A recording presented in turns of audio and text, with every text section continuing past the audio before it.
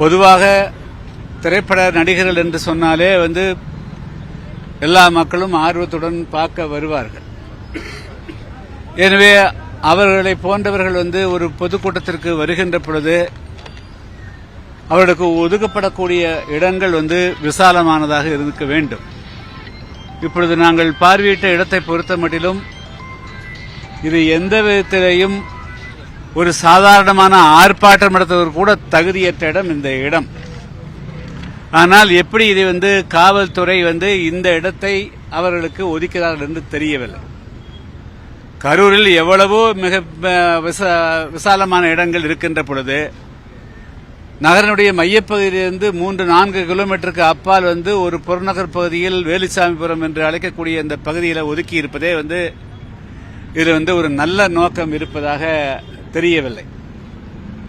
பொதுவாக தமிழ்நாட்டில் அண்மை காலமாக ஆளுங்கட்சி அல்லது அவர்களோடு கூட்டணிக்கக்கூடிய கட்சிகளுக்கு ஒருவிதமான பார்வையுடனும் அதே சமயத்தில் எதிர்த்தரப்பில் இருக்கக்கூடிய அரசியல் கட்சிகளுக்கு அனுமதி கொடுப்பதிலேயும் 2 விதமான போக்குகளை தமிழ்நாடு அரசும் காவல்துறையும் மேற்கொண்டு வருகின்றன. அந்த வகையில் திட்டமிட்டு தமிழ்நாடு வெற்றி கழகத்தினுடைய தலைவர் விஜய் அவர்களுக்கு ஒரு அவப்பெயரை உருவாக்க வேண்டும், அவருடைய கூட்டம் சிறப்பான முறையிலே நடந்திடக்கூடாது என்ற தீய நோக்கத்துடனேயே இந்த இடத்தை கொடுத்திருப்பதாக அல்லது திணித்திருப்பதாக தெரிகிறது. மேலும் அவர் அவருடைய வாகனம் கிழக்கிலே இருந்து மேற்கு நோக்கி போகிறது. அப்படி என்று சொன்னால் அவருக்கு இடதுபுறமாகத்தான் அந்த வாகனம் சென்றிருக்க வேண்டும். எதற்காக காவல்துறை வலதுபுறமாக அவருடைய வாகனத்தை ஒதுக்கிவிட்டது? இரண்டாவது, அவர் அந்த நுழைவாயிலேயே அவர் பேசியிருக்க முடியும். ஆனால் அவருக்கு ஒரு இடத்தை புள்ளியை கொடுத்துவிட்டு இந்த இடத்துக்குத்தான் செல்ல வேண்டும் என்று கூட்டத்துக்குள்ள நெரிசலான கூட்டத்துக்குள்ள அவரை கட்டாயப்படுத்தி நிர்பந்தப்படுத்தி தள்ளி கொண்டு வந்ததுதான் கூட்டம் முண்டியடித்துக் கொண்டு வரவேண்டிய நிர்பந்தம் ஏற்பட்டிருக்கிறது. இரண்டாவது, இங்கே கம்பியை வைத்து 2 பேரை தாக்கியிருக்கார்கள், லத்தி சார்ஜ் நடந்திருக்குது. இதெல்லாம் எதற்காக நடைபெற்றது?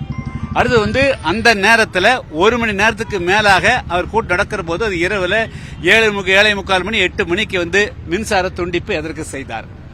அப்போ இது எல்லாமே திட்டமிட்டு பார்க்கின்ற பொழுது தமிழ்நாட்டு அரசியல்ல ஆளுங்கட்சி மட்டும்தான் கூட்டம் நடத்தணும், அவர்கள் மட்டும்தான் மாநாடு நடத்தணும், வேறு எந்த அரசியல் கட்சிகளுமே தங்களை தாண்டி ஒரு அரசியல் கட்சி ஒரு கூட்டத்தை நடத்தி சிறப்பாக பெயர் வரக்கூடாது என்ற ஒரு உள்நோக்கத்தோடு தான் இந்த அரசு நடந்து கொண்டிருக்கிறது. அந்த வகையில் திட்டமிட்டு தமிழ்நாடு வெற்றி கழகத்தினுடைய தலைவர் விஜய் அவர்களுடைய கூட்டத்தை சீர்குலைக்க வேண்டும், அது ஏதாவது ஒரு அசம்பாவித்தை உருவாக்கணும், அவருக்கு ஒரு பயத்தை உருவாக்கணும், அவருக்கு ஒரு கெட்ட பேரை பொதுமக்கள் மத்தியில் உருவாக்கணும்.